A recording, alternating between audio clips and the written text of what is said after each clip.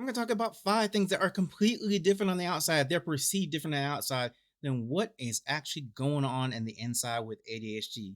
Let's get into it. Number one, if you have ADHD and talking to someone who doesn't have ADHD, they may say to you, "You don't listen to what I say. You never listen. I'm telling you this stuff, and I wish you would just pay attention." And they don't realize you're trying to pay attention, you're trying to listen. But there are some things about ADHD that make it kind of hard. One, they might just be giving you too much information. You might be trying to listen. You might be like, I am trying to listen to you, but you're giving me too much information.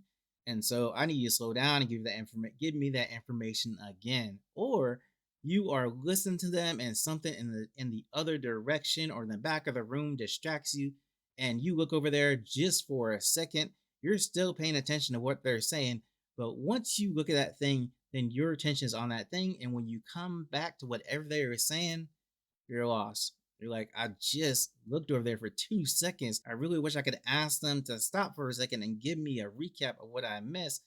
But then they might think I'm not paying attention. Or you're just thinking about something else. They're telling you something, a thought pops into your mind about what you're gonna have for dinner, and you're thinking about it for a second, you're like, oh yeah, I need to do that. And then as soon as you come back to the conversation, you're lost again. Just say, hey, I missed that part. Can you give me that part again? Can you just give me that information one more time? I want to make sure that I have it right. And most people will be okay with that. Another thing someone without ADHD might not understand is they may say, hey, you're late all the time, but they don't understand the process that you go through, right? They don't understand anything about not having a good time awareness and why you don't have one, right? They just think, oh, you're late, man. Why can't you get here on time? But they don't understand the process. Like you might be ready to go at the time that you're supposed to leave, and you know that, hey, I'm going to leave at this time and make sure I get there at this time. You have it all planned out during the day, and you think, wow, I'm on schedule. And then you get to the point to where you're about to leave, and you're like, okay, where's my phone and my wallet? Oh, I thought it was here, but I have to go find it. So now you're going to look for that. Oh, I need this paper before I go because I have to take this paper with me. So now you're going to look for that. Let me go check and make sure I turned off the stove or turned off this or turned off that. And then you get to the door and you lock the door and you're out the door and you get a few steps away and you're like, did I lock the door? And you go back and check the door to make sure you locked it.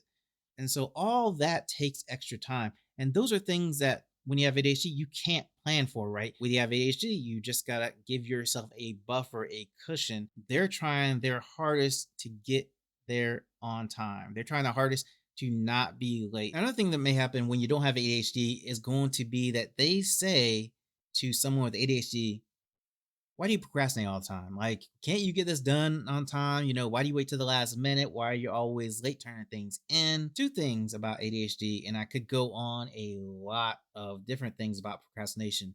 One is there is a right now category and not right now category. And when something is 6 months out, 7 months out, 4 months out, 5 months out, it might not be in the right now category. And the reason this is important because when you have ADHD, it is an interest based system. What is interesting at the time? What is urgent at the time?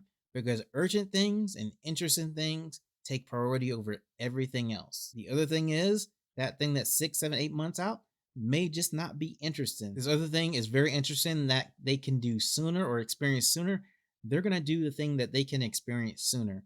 Now, they may also see that task as just a huge task. It's a huge project. It's a 6, 7 month project, and I've got all of this stuff done, and I don't really want to do that because there's so much to that project to do. They may see that project as this huge mountain that they're trying to conquer. I don't really feel like climbing up that mountain.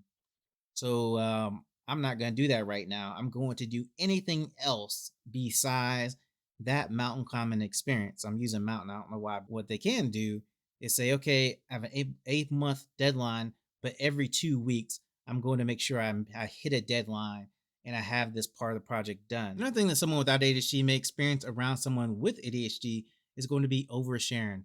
And they may be like, hey, I just asked them a simple question. I only wanted a 1 to 2 sentence answer, maybe even a couple of words answer.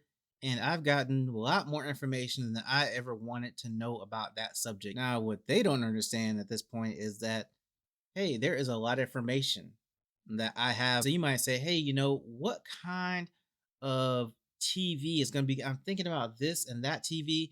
And then you'd be like, oh, you want that this or that TV? Well, you can get this brand, get that brand. Do you want 4K, or do you not want 4K?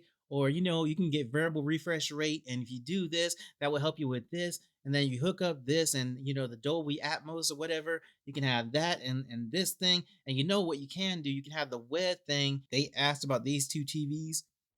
They probably want to know about all this other stuff about not only those two TVs, but other TVs as well. And the last thing is, when you're around someone with ADHD and you don't have ADHD, you're probably going to see them fidget. It's just kind of part of ADHD a lot of times. Is one of the main things that happens when you have ADHD is you want to get comfortable. You're trying to make sure that you're paying attention to something. And so fidgeting allows you to do that. And that person without ADHD may be like, yeah, I fidget. Sometimes, I get uncomfortable. Now the other thing is they're also fidgeting because they want to get up and walk or move or do something rather than sit in this one place for this extended amount of time. They would rather be up walking, rather be up moving, rather be up doing anything than sitting in this seat. It's just a matter of, hey, I want to go see this. I want to go do that. I want to go do the other thing. Oh, geez, it's another 30, 45 minutes.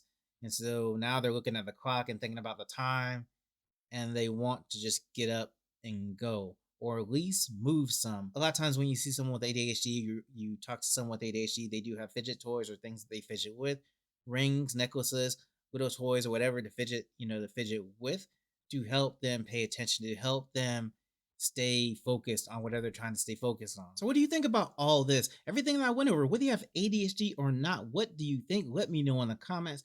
Now, if you want to learn more about procrastination and tips for procrastination, then go ahead and click this video right here. Thanks for watching. I will talk to you later.